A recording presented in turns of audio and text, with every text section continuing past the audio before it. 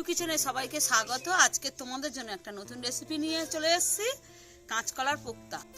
দেখছো গাছে কাঁচকলা হয়েছে। এটা আমার শাশুড়ি মার বোনের বাড়ি থেকে আমরা কাঁচকলা পেরে নিয়ে যাচ্ছি। কাঁচকলাগুলোকে ধুয়ে নিয়েছে, দুই সাইডে কেটে দুভাগ করে প্রেসারে দিয়ে দিলাম সিদ্ধ করার জন্য সমস্ত কাঁচকলাগুলোকে। এরপরে একটা আলু 4 ভাগ করে দিয়ে দিলাম, 1 চা চামচ নুন দিয়ে দিলাম, 1 চা চামচ হলুদ গুঁড়ো দিয়ে দিলাম, একটু পরিমাণ মতো জল দিয়ে দিলাম। ঢাকনাটাকে ভালো করে আটকিয়ে গ্যাস অন করে বসিয়ে দিলাম। একটা সিটি দিয়ে গ্যাসটাকে বন্ধ করে দিলাম। চলো দেখে নিই কী কী লাগছে। একটা টমেটোকে পেস্ট করে নিয়েছি, আদা নিয়েছি পরিমাণ মতো বেটে, 2টো তেজপাতা, 50 গ্রাম ছানা, একটা শুকনো লঙ্কা, গোটা জিরে, গোটা গরম মশলা, সাদা তেল। কলা আলু সিদ্ধ হয়ে গেছে, সব একটা থালার মধ্যে নিয়ে নিলাম। সমস্ত কলা আলুগুলোকে ভালো করে ছাড়িয়ে নিচ্ছি। চামচ দিয়ে ভালো করে আমি একটু চেপে চেপে কেটে কেটে দিচ্ছি যাতে মাখা যায় ভালো মতো। 1 চা চামচ চিনি দিয়ে দিলাম, 1 চা চামচ আদা বাটা দিয়ে দিলাম, 1 চা চামচ ভাজা মশলা দিয়ে দিলাম, 1 চা চামচ নুন দিয়ে দিলাম। যে ছানাটাকে রেখেছিলাম সব ছানাটা দিয়ে দিলাম 50 গ্রাম। এবারে ময়দা দিয়ে দিচ্ছি একটু পরিমাণ মতো। পর একটু ময়দাটাকে ভালো করে মাখিয়ে নিয়ে একটু 5 ফোড়ন দিয়ে দিচ্ছি অল্প করে, টেস্টটা ভালো হবে। একটু 1 চা চামচ হলুদ গুঁড়ো দিয়ে দিলাম, 1 চা চামচ গোলমরিচের গুঁড়ো দিয়ে দিলাম। সমস্ত কিছু ভালো করে মাখছি যাতে সুন্দর টেস্ট হয়, খেতেও ভালো হয়। সমস্ত কিছু মাখা হয়ে গেছে। গ্যাসটাকে অন করে গরম কড়াইয়ের মধ্যে সাদা তেল দিয়ে দিলাম। তেল গরম হয়ে গেছে।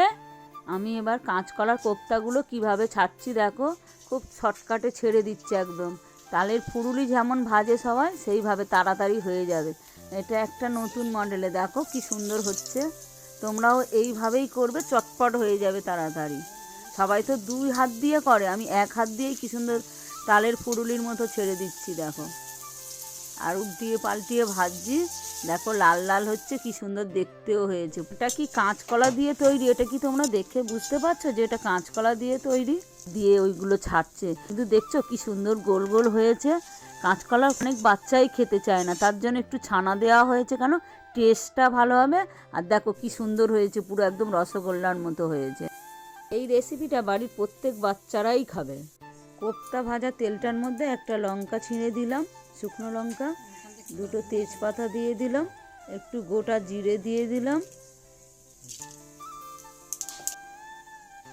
গোটা গরম মশলা দিয়ে দিলাম, দারচিনি, এলাচ, লবঙ্গ দিয়ে একটু নাড়িয়ে দিচ্ছি। হাফ সিদ্ধ আলুগুলো দিয়ে দিলাম, হাফ সিদ্ধ আলুগুলো দিয়ে ভালো করে নাড়িয়ে দিচ্ছি ভাজা ভাজা করার জন্য। আলু ভাজাগুলোর মধ্যে 1 চা চামচ নুন দিয়ে ভালো করে নাড়িয়ে দিচ্ছি যাতে ওর মধ্যে নুনটা ঢোকে ভালো মতো, আর ভাজা ভাজাটাও খুব ভালো হয়। ভালো করে নাড়িয়ে দিচ্ছি, ভাজা ভাজাগুলোও ভালো হচ্ছে। 1 চা চামচ আদা বাটা দিয়ে দিলাম। অনেকেই হয়তো ভাবছো যে আদায় কাঁচকলায় বলে, তাহলে কেন কাঁচকলার মধ্যে আদা বাটা দিচ্ছে, কিন্তু এটা ভুল কথা। তোমরাও এই রেসিপিটা বাড়িতে অবশ্যই করো, তাহলেই বুঝতে পারবে যে আদা বাটা দিলে আদা কাঁচকলা হয় না, ওটার টেস্টটাও ভালো হয়। একটা টমেটো বেটে রেখেছিলাম, দিয়ে ভালো করে নাড়িয়ে দিচ্ছি যাতে কাঁচা টমেটোর গন্ধটা চলে যায় আর রঙটাও ভালো হয়। হাফ টেবিল চামচ চিনি দিয়ে দিলাম, দিয়ে ভালো করে নাড়িয়ে দিচ্ছি যাতে রঙটা সুন্দর আসে। হাফ চা চামচ হলুদ গুঁড়ো দিয়ে দিলাম, হাফ চা চামচ লঙ্কা গুঁড়ো দিয়ে দিলাম, দিয়ে ভালো করে নাড়িয়ে দিচ্ছি। হাফ চা চামচ জিরের গুঁড়ো দিয়ে দিলাম, গ্যাসটাকে কমিয়ে দিলাম, দিয়ে আবার নাড়িয়ে দিচ্ছি যাতে না মশলাটা পুড়ে যায়, লক্ষ্য রাখতে হবে। তোমরাও মাঝের মধ্যে একটু করে নাড়িয়ে দেবে। হাফ চা চামচ ধনে গুঁড়ো দিয়ে দিলাম, দিয়ে ভালো করে নাড়িয়ে দিচ্ছি। যে বাটিগুলো আমি মশলা বেটে রেখেছিলাম, বাটিগুলো ধুয়ে একটু মশলা ধুয়ে জলটা দিয়ে দিলাম যাতে সমস্ত মশলাগুলো যায় আর একটু ভালো রঙটাও আসে, টেস্টটাও ভালো হয়। একটু নাড়িয়ে দিচ্ছি, একটু দেখছো মাখা মাখা হয়ে গেছে, রঙটা কি সুন্দর এসছে। গ্যাস কিন্তু আস্তে আছে, তাও আমি ঢাকা দিয়ে দিলাম যাতে ওর মধ্যে রঙটাও ভালো ওঠে, টেস্টটা ভালো হয়। এদিকে 1.5 গ্লাস জল গরম করতে বসিয়ে দিলাম। গ্যাসটাকে অন করে জলটাকে বসিয়ে দিলাম। গরম জল দিলে তরকারিটার টেস্টটা ভালো হয়। এদিকে ঢাকনাটা খুলছি, দেখি কতটা কি হলো। দেখছো কি সুন্দর একটা রং উঠে এসছে। নাড়িয়ে দিচ্ছি, দেখো একদম জলটাও টেনে গিয়েছে আর পুরো কষা হয়ে গেছে একদম। হাফ চা চামচ গরম মশলার গুঁড়ো দিয়ে দিলাম যাতে টেস্টটা ভালো হয়। দিয়ে ভালো করে নাড়িয়ে দিচ্ছি, গন্ধটাও যাতে সুন্দর আসে। কলার কোপ্তাগুলো এবারে দিয়ে দিলাম, দিয়ে ভালো করে নাড়িয়ে দিচ্ছি যাতে সমস্ত মশলাগুলো কোপ্তাগুলোর মধ্যে যায় আর টেস্টটাও ভালো হয়। এদিকে গরম জলও হয়ে গেছে, গরম জলটা এবারে দিয়ে দেবো।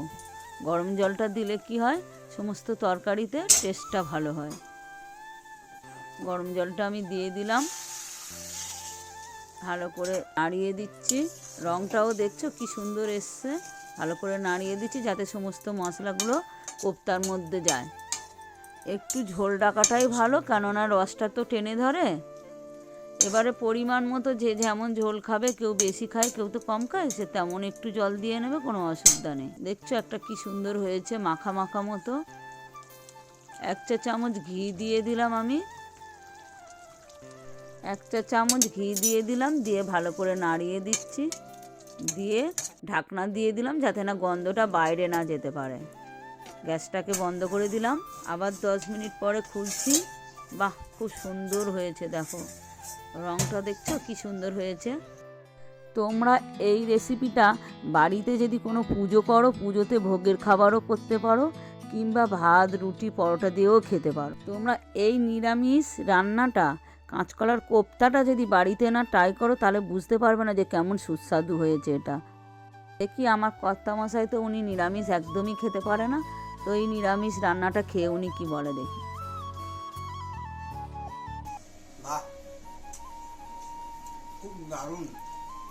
আশা করছি ভিডিওটা তোমাদের অনেক ভালো লাগলো। তাহলে একটা লাইক কমেন্ট করো। আর মিনু কিচেনের পাশে তোমরা থাকার জন্য অনেক ধন্যবাদ। তোমরা ভালো থাকো, সুস্থ থাকো। দেখা হচ্ছে আবার নতুন কোনো রেসিপিতে।